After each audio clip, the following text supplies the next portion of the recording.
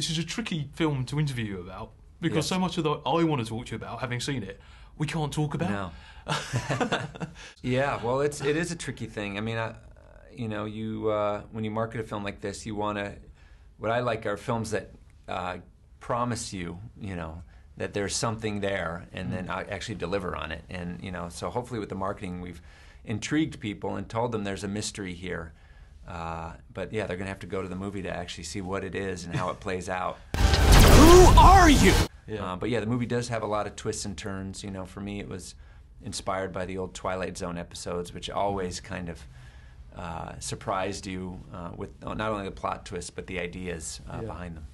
And there's a very 70s feel to the whole thing, in the nicest way possible. Oh, thank you. Are you an effective team? We are an effective team.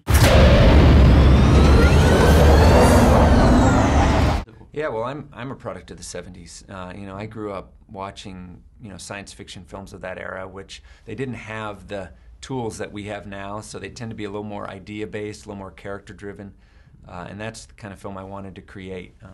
There are two very different aesthetics in this movie. There is the cleanliness of the life above the clouds, but then there's a grittiness on the surface of the earth, and it was that juxtaposition of the technology against the kind of ruggedness of the Icelandic landscape that excited me about this movie. Of course, one thing we have seen in the trailer is the house in the sky. Yeah. And now you're an architect, or you studied architecture. Yeah, I did. Is that structurally sound, that house? I think so. In the year 2077, it would be with the materials available to them. You know, it's not a structure that you could build today. I mean, the other great thing about Oblivion is it's an original idea.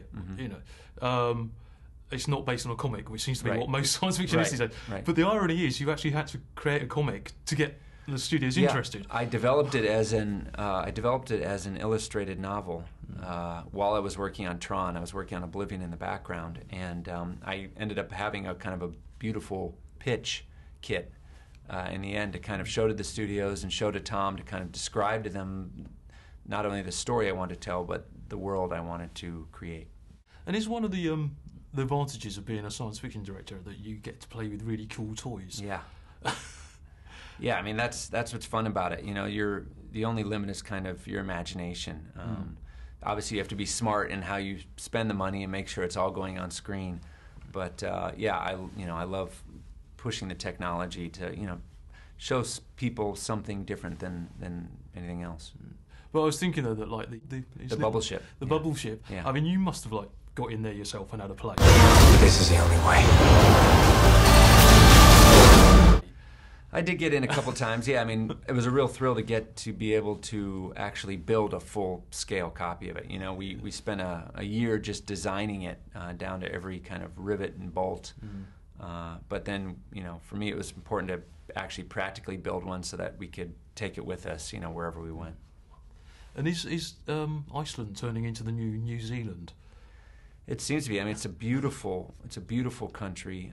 We shot there in the middle of the summer, where the days are 22 hours long and the light is very unique. I think people are going to see, in this movie, they'll get a chance to see a lot of Iceland and what a beautiful country it is.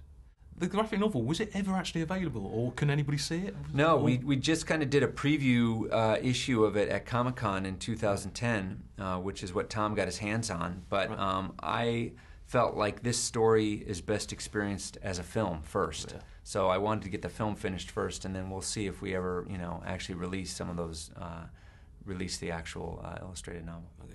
Blu-ray extra, I think. Yeah, that'd be cool.